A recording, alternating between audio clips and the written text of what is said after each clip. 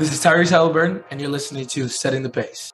What's up, Pacer Nation? Welcome back to another episode here of your go-to Pacers podcast, Setting the Pace. Hope y'all are having a wonderful day. It is Sunday, June 14th, when we are recording this one. We are recording 3 episodes in one day because that's what we do. We are trying to bulk record to get these out to you. So if anything has come out news-wise that does not fit what we're saying, that is our fault for not being a little bit more topical because, of course, there's going to be rumblings over the next couple of weeks as we get closer to the draft and to free agency. But Facci, part 3, how you feeling? This has been fun. It's been fun. Seeing some new names, which is always great. A lot of new names. Always great to see some new names, and I hope the new names become consistent names. That's always fun. So for anyone who's submitted mail for the first time, hey, we appreciate you. Welcome to the mailbag. Yeah, and so just so you know, like these are done by category, how we rank them, or how we not rank them, but categorized them. I guess that's how we sorted them. So if you haven't heard your name yet, it's coming up. I know a lot of our faithful listeners that always send in questions. Y'all are going to be on the last episode. So if you're listening and you're like, oh man, I didn't hear my question yet, it's going to be probably on episode 5. So anyway, let's get to part 3 here, Facci. Question number 1. You want this one or you want me to answer? Yeah, I'll take it. All right. B_Stride said, what are the real chances the Pacers go into luxury tax? Yeah, it's a good question because here's what I'll say. Right now, the Pacers currently sit at $278,000 and $278,776 over the luxury tax currently, according to capsheets.com. So they are already a luxury tax team. That is how close they are to it. So it's very interesting. Potter is on a non-guaranteed deal. They could cut his $2.8 million, boom, be under the luxury tax. Jay Huff, I think that his contract actually fully became guaranteed because of a threshold he reached last year, but that didn't, it seems like a lot of people have forgotten that. So that is guaranteed. Quentin Jackson, he's only guaranteed $275,000, so you could cut his and get under the luxury tax. Cam Jones, you could cut him and get under the luxury tax. But here's the thing. You can only go up to $209 million before you're in that first apron. So it's a very, very strict amount of money you have. So it's it's interesting what they're going to do, but personally right now if they bring in anybody on a signing for a decent contract, they're probably going to be a luxury tax team this year, and then they can address it at the trade deadline. That is exactly what I was going to say. I think they're going to be a luxury tax team, and they'll figure it out at the deadline, and I think they'll find a way to not be a luxury tax team. If they can. They might not be able to. I know there's a scenario that if the team is just good and that's what it takes and you're serious about wanting to win a championship, then you might just have to say, all right, you know what? It's been 20 plus years. This is just what it is. But I think that you can't escape it forever. And after the Pacers lost out on their draft pick, I do think they feel a little bit of a sense of urgency to make a move. And I do think that they will be a luxury tax team, at least heading into the trade deadline. Yeah, I mean, honestly, like I just don't really see a world where they get like significantly better if they don't become a team that's very close to the first apron. I think they can address, because look, they should be a luxury tax team in my opinion. Like we'll just go ahead and answer question number 2. This is from Brooklyn or Reuters, number 7. I need a good excuse why Herb won't go into the luxury tax after all this. Like they should be a luxury tax team this year if they are going to make the right moves to make this team better. They should be right up against that first apron. I'm not saying become a first or second apron team because you become so limited with that, but they should be able to finagle enough to become a team that is right up against that first apron. And then you can go about it in the offseason in 2027 or 2027 and address it then. But if you win a championship, do you think anybody's going to care about, oh my God, they paid the luxury tax? It's the stupidest thing that I think we deal with as fans, because we always like compliment the front office for saying, hey, congratulations on saving a couple bucks. Yeah, I know. Paid the luxury tax in 25 years. Look at you go. Literally. Attaboy, Herbie. No, this team's trying to win a championship. Herb Simon's not getting any younger. I mean, my goodness, do you not want to see this team win an NBA championship for the first time in their history? So I don't have any sympathy for him. I think it's actually kind of stupid that with this group they currently have now to not be a luxury tax team. So it actually just kind of irks me that I have to have this conversation, because there should be no reason why we're saying, oh, well, they might want to do this and make this small signing so they can have flexibility. No, just don't be a first apron team, but spend that up to $209 million. They literally made so much money through that NBA Finals run. so like that is like think of like where the Pacers had been for years. First round exit, this not making the playoffs. Then you have a run all the way to the NBA Finals. I'm wearing an NBA Finals shirt right now. I mean, to be honest, it's put on the chair, so that's why it actually didn't cost any money. But I'll tell you one other thing I did. I bought the ticket. I bought the ticket that ran me like that. Not only did I buy a ticket to the game, I had to buy a commemorative ticket afterwards. So it's like people spend a lot of money. If you're a bit of a tax team, you're just a bit of a tax team. It's been a long time. You can't escape it forever. I don't have any excuses of like why they shouldn't or wouldn't be at this point if you're that serious about winning a championship. Yeah, I mean, honestly, like what is doing? I mean, they were been able to finagle things and get far with a cheap contract. Like the reason they went after Zubats, it was because of the skill set, but it was also because the money fits in nicely. Like we're not dumb. They circled the salary and said, "Hey, Yeah. that's a nice guy that can keep us right around under the luxury tax. Hey, we don't want to trade for somebody that might put us in the luxury tax because God forbid we do that." No, I mean they've constantly avoided it, and I want to see them put their money where their mouth is. Like we're not afraid to do it. If we think we can go get the right player, well, go out there and get the right player. Make it happen. This is a window of opportunity because clearly, like we've seen a new champion the last 8 seasons, Foch. Like, Yes. I think we're going to see a new one again next year. I really don't do. think the Knicks are going to win back to back. I could be wrong. I just I don't do see not it. think so. I think I felt more confident that the Thunder would do it this year. I really did think the Thunder would probably win it again. Agree. I felt like they had what it takes to be able to do it. I just think that I don't know. The rest of the league kind of caught on to them. They weren't as dominant this year as they were the previous by any means, but maybe I think it was a bad matchup against the Spurs. The Spurs really owned them in the regular season, took them down again in the playoffs. So I think that was probably, and then maybe the Thunder would have beat the Knicks. Maybe who knows? We'll never know. If they had Jalen Williams healthy, they would have Yes. won. They would have won against the Spurs in like 5 games, maybe 6. Yeah, And they definitely would have beat the Knicks. Because Yes. the Spurs beat the Knicks for like 80% of the game. And every game I they couldn't know. close.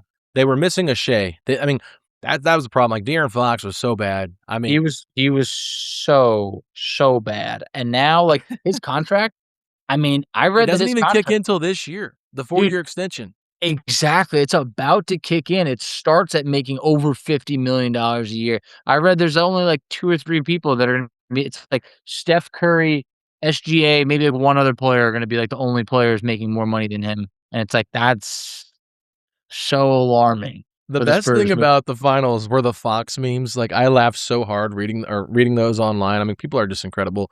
There's like a picture of like Mike Brown hugging De'Aaron Fox, and they said, "Who would have thought 3 years ago De'Aaron Fox would be winning Mike Brown his first championship?" Literally. Yep. That is great. Oh man, that was just making me laugh so hard. I was just like, man, De'Aaron Fox, like you're supposed to be this veteran presence out here, and you look like the scaredest guy on the court.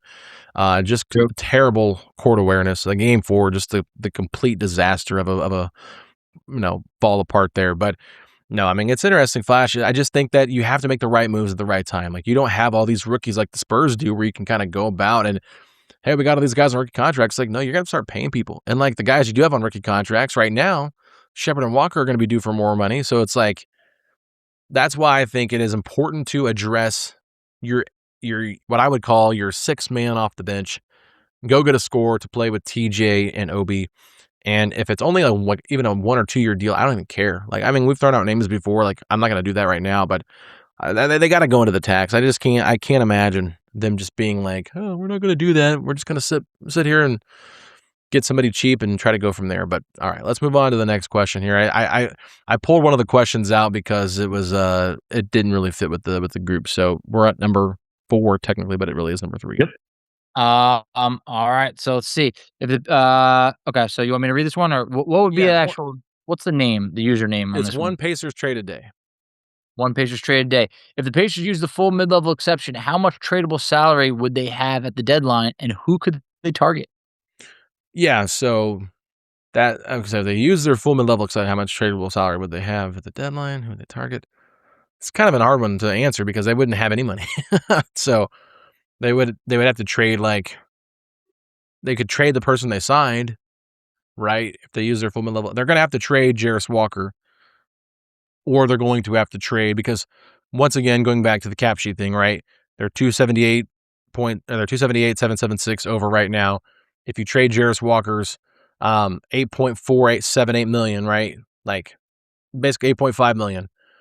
That's going to get you at right around 192, and that gives you up to $15 million for that full mid-level, which gets you $2 million away from that luxury tax, or excuse me, the first apron. Gets you $2 million away from the first apron. So that would give you a little bit of wiggle room to avoid being a first apron team. Now, this is kind of a long-winded question. This is a very nerdy question, so I do apologize. I'm getting super in the weeds here on the numbers because it just bothers me when I hear people talk about it and they don't understand how it works. And even though I know how it works in my head, I have a harder time explaining it than I think I do, and I feel like I'm more confusing than I'm not. But long story short, at the deadline, the money's going to be the same. It's not going to change from the offseason to the deadline. So if you use the full mid-level exception, get up right up to that second apron, you're still going to you're going to be able to trade that player, Jarris, Shep, all your core 7. Like everybody will become tradable at that point. And if you don't trade Potter or you don't cut Potter, his money will be guaranteed.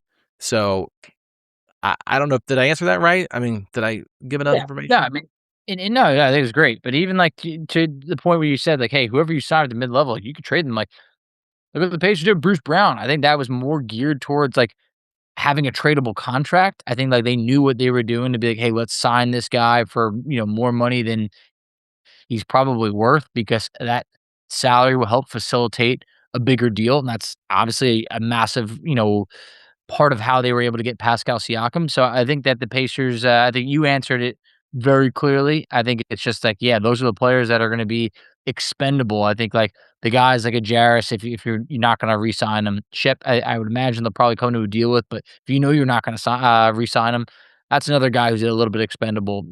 Michael Potter's still on the team. Yeah, that's someone you could just cut and be able to have a little bit more wiggle room. But I think you answered it pretty well. All right, let's move on to question number 4 from W Pacers 2026. Is it possible to add both Naji Marshall and Quentin Grimes? Anything's possible, but I just think that Quentin Grimes has a little bit of a different image of himself compared to maybe the rest of the league. He's been like asking for like, I was like $20 to $25 million per year, and I feel like that is just not what the league views him as. So I have no clue what he's looking for, but I just like, there's something about that that makes me feel like, is this guy really like a pacer? I just feel like I don't know. I don't really see it there. Naji Marshall, I think, would be awesome. He's coming off of a great year, and he's making just below $10 million, which is kind of like, I know we keep dragging this man's name through the mud, but like there's a scenario for like a Jarris Walker for a Naji Marshall type of situation, because Marshall's an expiring contract this year. Jarris would then need a new deal. The Dallas Mavericks, a team that doesn't feel like they're really going anywhere yet, maybe they would have value in Jarris and want to sign him to a bigger deal, and you have a younger team, and if they get off Kyrie elsewhere, it's like now you're moving at your own pace instead of having some bigger salaries or this or that. So I don't see Quentin Grimes as a pacer. Naji Marshall, I think I could envision that a lot more. Quentin Grimes is really interesting. I like him as a fit. I think he would make a lot of sense here for what they're looking to do. The problem is, like, it's really hard to know what he wants, because a lot of people are saying he wants the full mid-level, because last year, what did he want? Like $20 to $30 million per year. That's what I'm saying. He was convinced he was like a $30 million player. And he got the qualifying offer for $8 million. I don't envision him getting more than the mid-level exception, full mid-level. Like, he's going to get probably close to 12 to 15 million. And so probably. There is a potential way they could probably do that, but it's very unrealistic. It's probably one or the other, because here's the thing: when you think about it from this perspective, if you do like the whole Jarris Walker trade thing, like you could trade Jarris basically straight up for Naji Marshall. Yeah. And you would be losing about $1 million in the deal, because you'd be gaining $1 million back from the Naji Marshall contract, because it's just a little bit more expensive than Jarris. Now, how do you get to the threshold to get a $15 million available? Well, now you're looking at trading Shepherd into somebody's traded player exception, plus cutting Quentin Jackson. So there's ways to do it, right? I mean, you would have to get that would give you about $7 million away from where you're at now, which would then get you closer to like 14, 15 million. to become before you're a first apron team. They could technically do it, Foch, but it would be like, we got to get rid of like 4 guys almost to bring in 2. Yeah. And then you still have to fill your roster out, which then is like, let's get minimum guys. Well, it's going to put you into the first apron. But if they're willing to go into the first apron with minimum contracts after they make these 2 deals, they could do it. It's very unlikely if they do. That is why I said anything is possible. So it is a possibility, but it is unlikely. So I just do not see it. Next question, Evan Kohler, 2022. Who should the Pacers target in free agency? Do you think they should do more of a trade or more of a free agent signing? I mean, historically, they've just never been really a free agency type of team. Like Bruce Brown, David West, those are the biggest names for sure that they've ever lured in. So, I mean, I still think that you kind of have to consider Tyreek Evans being one of their biggest signings, even though it flopped massively. So I think trade's always really been their route. It's just historically that is how the Pacers have landed their big fish. Yeah, like if you're talking like targets, like, okay, like we can say this should be the target. Can they bring that player in? That's another question.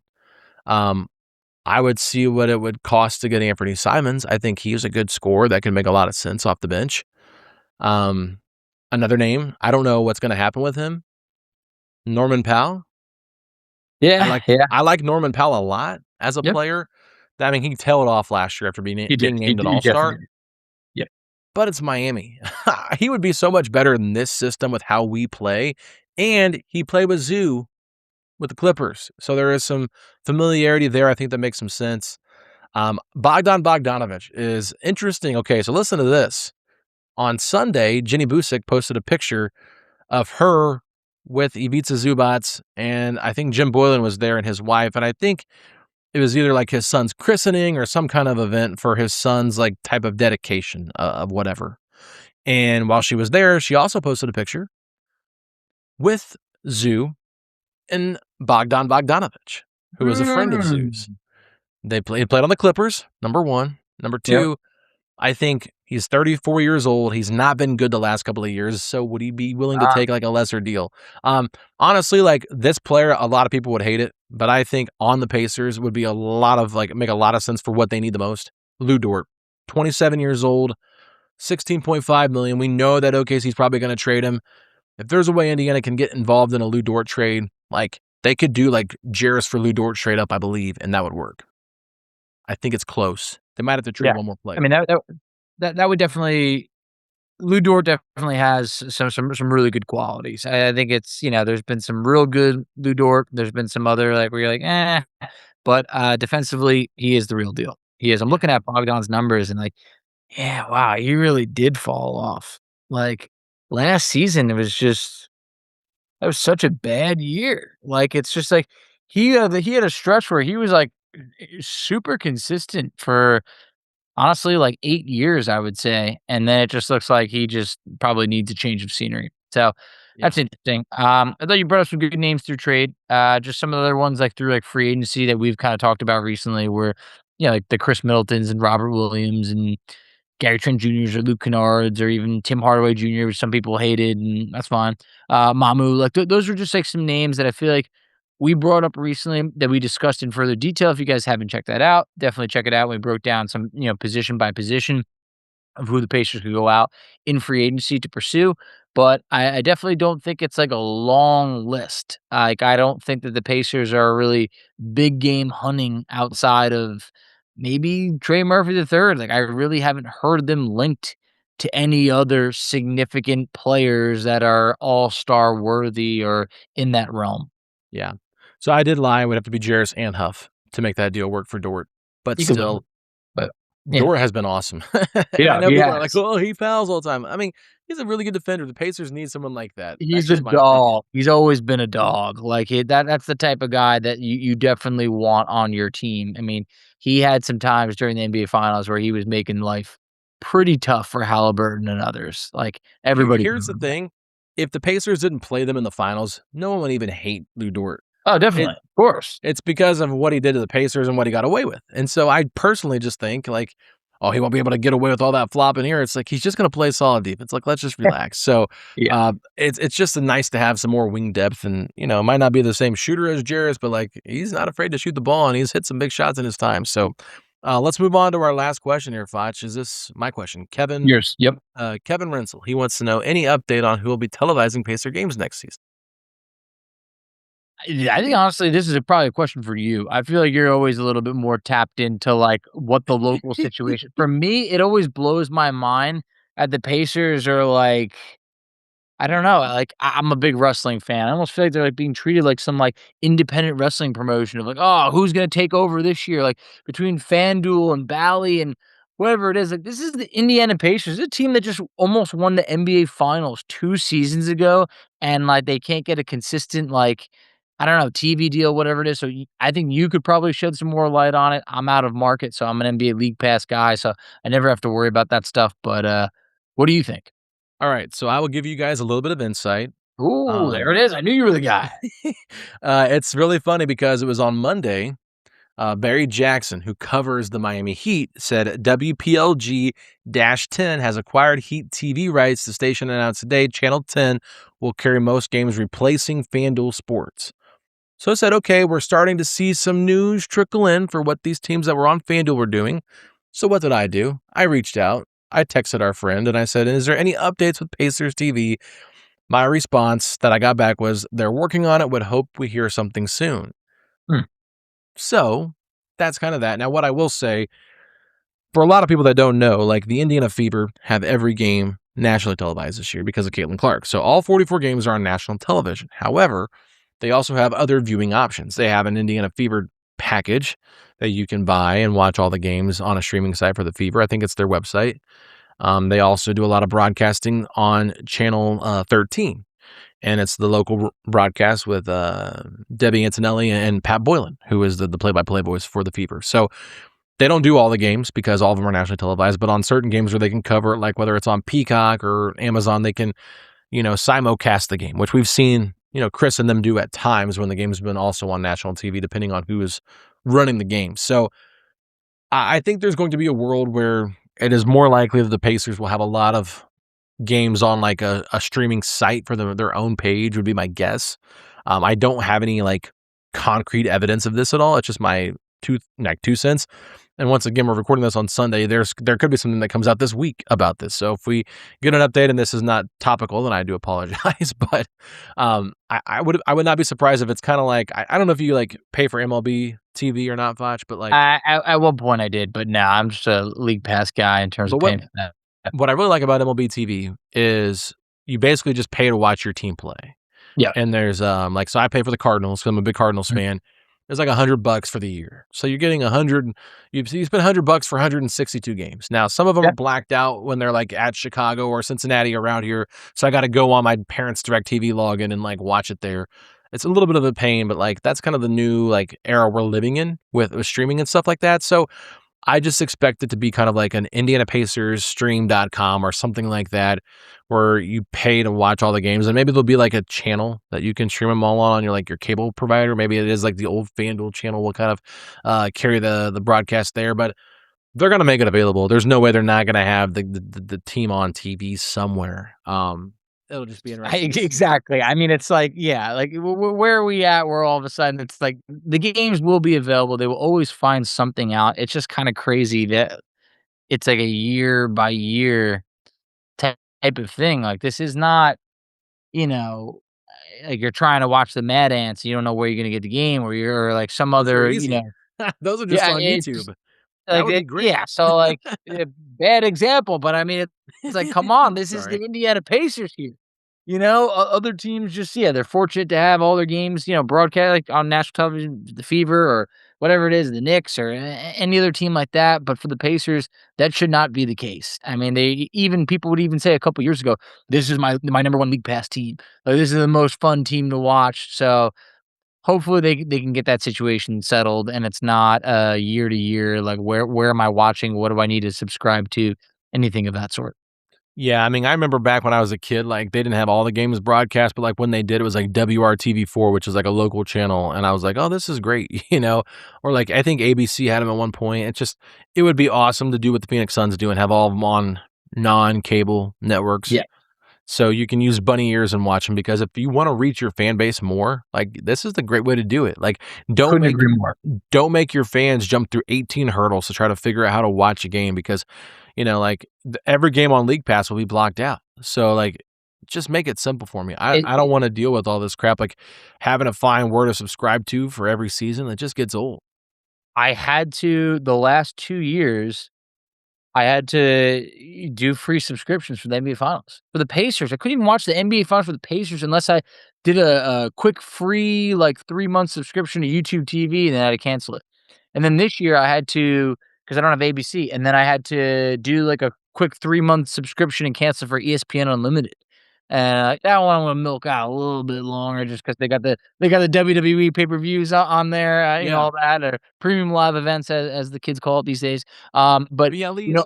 yeah, PLE is like back in my day, you just said pay-per-view, and I understand the model has changed, but yeah, it's just crazy how many apps that there are, and just like the reason why I don't do MLB League Pass anymore, or whatever they call it, and whatever it is like the Mets were like, oh, this game's gonna be shown on this channel, this game be shown on this, and I'm like, what am I even paying for at this point? Like, this is crazy. And then obviously some of the games are like at like 1:00 or 2:00 during That's like the worst week, and I'm like, I'm not getting the bang for my buck with this, so I just had to cancel it. At least the NBA, what to expect. The game's gonna be at night unless it's Fair. like a Sunday, Yeah, I mean, and the thing with like, for me, like I'm out of like market for MLB. Yeah, so you have to. That's me with the sense. Pacers. I have no choice. Either you do it, or you're not like a committed fan, or whatever you want to call it. But how much does League Pass cost you for the year? They're $100. It's worth it. It's worth it. It's just totally worth it. And you can go back and watch the game too, right? You could. I never do. I just watch it when in real time, and because then my dad was trying to. My dad got kind of invested. He's not a big sports guy, but he started watching the NBA Finals, and he was just like, "Hey, Michael, I got your brother gave me access to his YouTube TV. If you wanted to watch the highlights from the finals last night, like I can give you the login." And I'm like, thank you, but go to YouTube.com and watch those. You could get highlights anywhere these days, like anywhere. So Apple doesn't fall far from the tree, does it? Yeah, we're both a little out of touch with the technology, but that's my dad. But you know what? At least you admit it and you don't care. Like, that's a good thing. I'm not gonna hide it. I'm gonna own it. All right, so that's gonna wrap it up for part 3. We'll be back tomorrow with more episodes. Going to be talking draft assets, trade targets, and future planning. So again, a lot of people are wanting to know more about, trade stuff, which is great. But I also think like getting a little bit more into the draft as we get closer to the draft is obvious what we wanted to do. We were planning on doing like top 5 draft prospects Pacers go after for Thursday and Friday, and then talking probably a lot about just different ways that they could go about, getting picks and things like that, because like second round picks and whatever, kind of ranking the assets there in terms of like, not assets, but the ways they can get these picks if they want to get a second round pick from San Antonio or Houston or Memphis, whatever. There's just ways they could do that. And so I'll probably just include that on our draft preview. I think unless we know about a trade, most of the time those trades don't happen until like the day of the draft. So I don't think we'll be missing out on too much, but it'd also be noteworthy to just kind of see. So we're going to take a day off recording wise. We'll be back on Tuesday to record parts 4 and 5. So if you're listening to this, we might have some more news to talk about. But anyway, wrapping this one up, Facci, this was a lot of fun. Appreciate all of our fans. And anything you want to say before we go? Nah, hey, appreciate the diehards that have been with us. Appreciate the new ones. Love to see it. And you guys are what literally makes this show. If everybody just said, I don't got anything to talk about, I'm not going to submit any questions, we're not even doing a mailbags. So we talked about a couple episodes ago how much questions we had sent in. Like, I'm blown away by the support by you guys. Thank you very much. Yeah, especially in a season like this. Like it's people could have ran, never came back. These last 12 months have been the worst of my basketball life. 100%. I just feel like the Pacers back then were like average enough that it's like, it's another season. This year was it was the longest sports year, to the point where like there's a part of me that's like, I'm happy that the NBA Finals is now done because I feel like I need to just kind of like bury basketball for a little bit. Like it hurt to watch the playoffs and to have us not in it, and just like seeing other fan bases so excited because last year meant the world to so many people. I mean, like you posted, but like we just had like the anniversary of just like going to the NBA Finals and like, meeting so many great supporters of our show. And I'm wearing a shirt that I got at the NBA Finals like a year ago. It was one of the greatest memories we've ever had in sports. And then this year there was literally none of it. There was like really no good vibes and memories. And I can't wait to just like move past that and create the next great memories.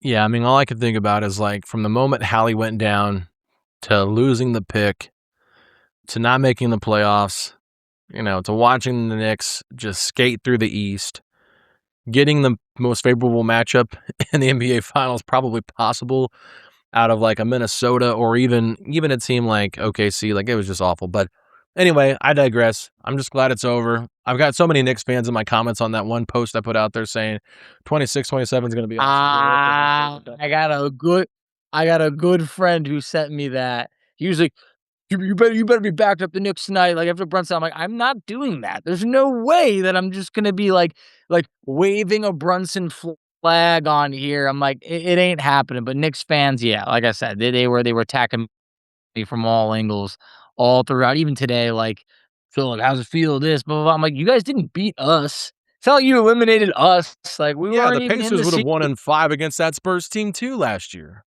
That's this Spurs team was not ready for the moment. The lights were too bright. It's a talented team that absolutely Rick Carlisle just got incredibly around Mitch Johnson. Oh my god!